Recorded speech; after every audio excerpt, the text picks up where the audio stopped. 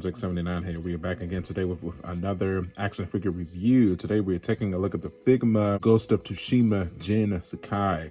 Oh my god, man, I put like 80 hours into this game, platinum the experience, even posted a video of me platinuming the experience. Such an amazing game. It was easily a nominee for Game of the Year last year. I'm very excited to get a figure in that represented this game to its fullest. Jin Sakai, a very subtle character, a calm character, but so deadly, so accurate with the bow and arrow, with the katana sword. I'm very excited to get this character to add it on to my video game shelf, man. So you look at the box here. We picked it up from Ageless Geeks. It was $110 retail, I believe. It's been forever since I bought this guy. I'm just now getting a chance to review it. So also been forever since I purchased a Figma figure as well. So very excited to get back into this line. So as we can see, all the accessories, he does come with a stand. A whole lot of accessories coming on here. We do have the Japanese writing there. It's pretty cool.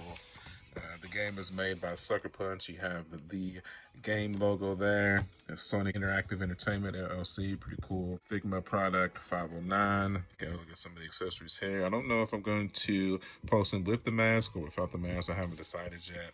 But we have the bow and arrow, the katana, the short sword, the dagger, bow, and arrow. So flip it to this side. See how like different kind of poses you can get them into. Flip it to the top here, pretty cool. To the bottom, okay. All right, man, let's crack this baby open. Let's get started here. And we're back, man, and now we have our Jin Sakai out of the package. So let's first start out with this face sculpt here. It looks like they're trying to do the texture patterning. I'm not really a fan of it, to be completely honest. For the price I paid for this, it just seems off, especially when you start looking at the skin compared to the neck here. Just how does he have a dirty face without a dirty neck? It just looks off. I'm just saying, man, especially with the price. Let's look at the casing of the outfit here. That comes out good. Got some daggers going on there. That's cool. Like the rope pattern going on there. To the Shogun outfit, samurai. Comes out good. I do like the pattern texturing. Comes out good. Like the shin guards, the booties. All that comes out good. So really, this always been something about Figma's elbow joints that I've never been a fan of either. That ball joint, this looks ugly. But definitely the biggest gripe for sure is this face. I'm just not a fan of it. Skip ahead, let's look at the extra face guard on here. That comes out a bit better because it covers up the mouth. So we're definitely probably going to go with this one here just because it covers up the face without the texture pattern. So that's kind of crazy. I mean, honestly, I would have preferred to go with the Jin without the face guard because that's how I usually played the game without him wearing it. But just to have a better looking action figure on the shelf, I think we're gonna go with the face guard. That's crazy. Spin it to the side here. Comes out good. Sword sheath here. Comes out good. Got that cloud effect on there. Comes out good. Then we have the Ghost logo, the cape there, that comes out good. But let's go ahead and let's put this up so we can get a look at that. I like the short sword sheath as well. If you played the game, you can change out your sheaths, but it looks like they went with an official one that's got the Ghost logo on there. I like the pattern at the top of the shoulders there. Comes out good. This figure is very light as well. Keep that in mind. All these can be flipped back. It's loose. Shin guards, comes out good. So overall, I mean, this figure looks good. This face really just rubs me the wrong way. I'll put his face from the game up here now just to kind of do a comparison. This just seems off to me. As you can see, it does come with a stand as well. Plug it into this back there to give him some dynamic poses. Comes with an extra neck peg, the sheath you can plug in if he's not holding on to the sword. This is him, like I said, with his ghost face mask on. The katana comes out good. I do like the patterning on there. Sword really comes out good. It's pretty beautiful. Extra sheath there from the katana if he's not holding on to that. The dagger comes out good. Then we have the short sword as well. Comes out good. Then we have the bow and arrow. Beautiful as well. Some extra hands here. Have the open palm hands, hold your sword hands, the resting hands. Then it looks like the bow and arrow hands are here. So, okay, let's go ahead. Let's run through his articulation here. Head, tilt, tilt, forward, up, rotate to the left, to the right. Looks like his ninja back of his head here kind of hinders the rotation. It is a little tight, but his head can be rotated 360 degrees, but be careful of that because you don't want to rip it. Probably been able to tell this little neck piece is loose hair. Not really a fan of that. I feel like that should have been secluded to the outfit as well. Arm, rotate 360 degrees. Pushed up. No shift. Well, yeah, it can be shift forward, shifted backwards. They kind of included that technology from Figure Arts. No bicep swivel. Okay. Elbow joint all the way up. Back down. Rotate. Elbow joint 360. Wrist. Push it up. Push it back. Tilt. Tilt. Rotate that 360. Chest. Push it out. Push it in. A really good ab crunch. Rotate it on just the chest to the left and to the right. It can be tilted. It can be tilted. Ab, you rotate that 360 degrees. Tilt it, to the left, to the right, front and backwards. If you tilt it to the left and right though, be careful. That reveals a pretty ugly gap there. Leg, push outwards. Be kick forward.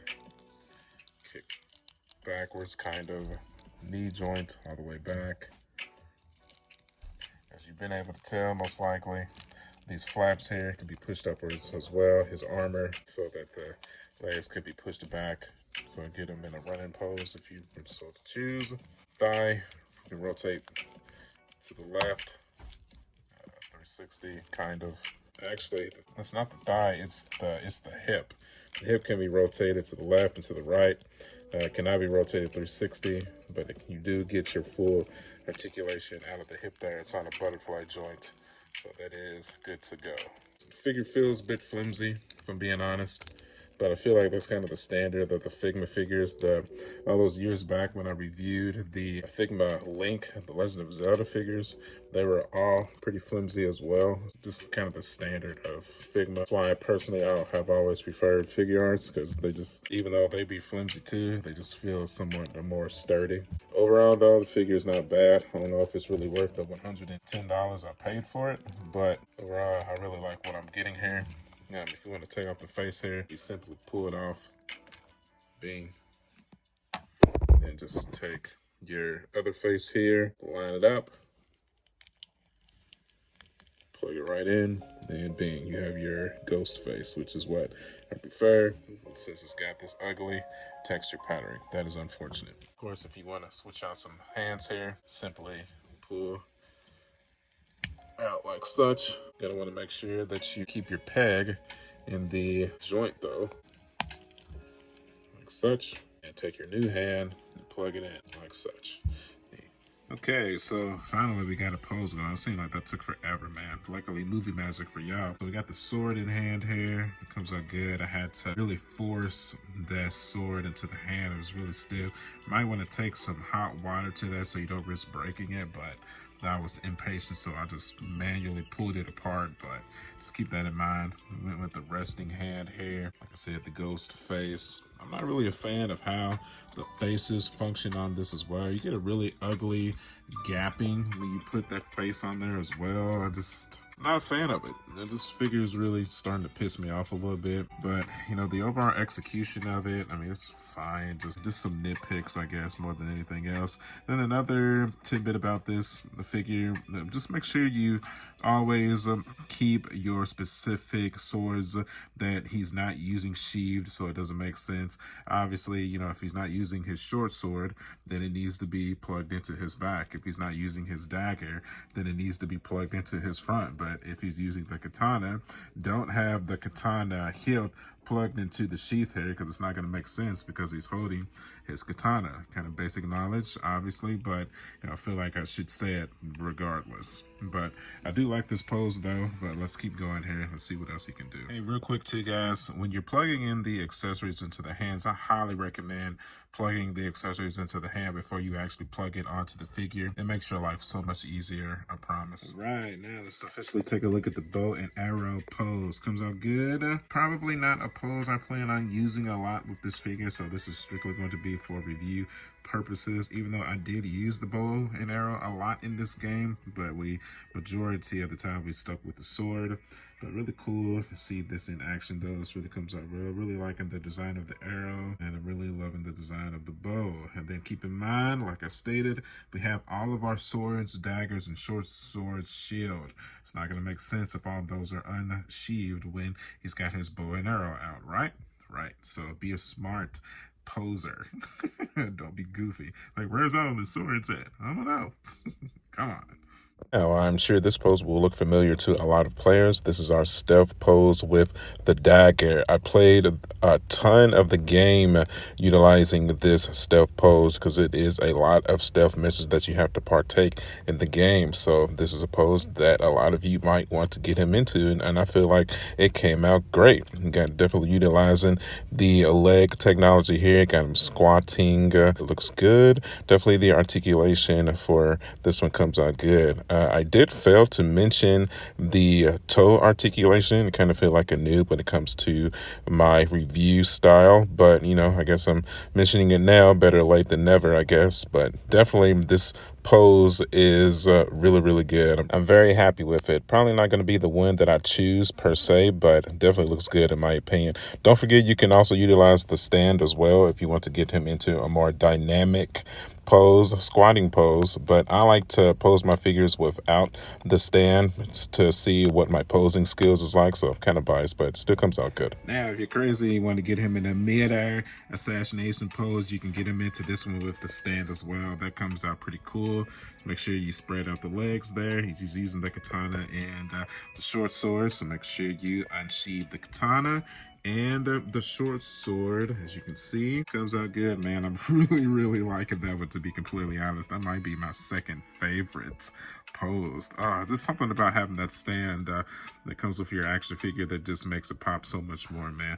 That kind of makes up for all of the transgressions that I've had with this figure so far, but overall I am absolutely excited to have it in my collection. Now obviously this is a bit biased for me personally because I absolutely loved the game. It was easily either my runner-up or my game of the year last year, so it was an absolute must-have for me no matter how the figure turned out. All right, man, let's run through some comparisons here, then we will begin to finish out. All right, guys, now to give y'all a grand scope of how small this Jin Sakai is, here's him next to a NECA Kratos from the new God of War from PS4. So as you can see, pretty much towers over him. Same with the NECA Nathan Drake. Only thing he kind of scales with the Ratchet and Clank from DC Collectibles. A very small figure, as you can see. Here, let's pull out SH Figure Arts Goku here. As you can see, even that is somewhat big, at least to me, compared to the Jin Sakai.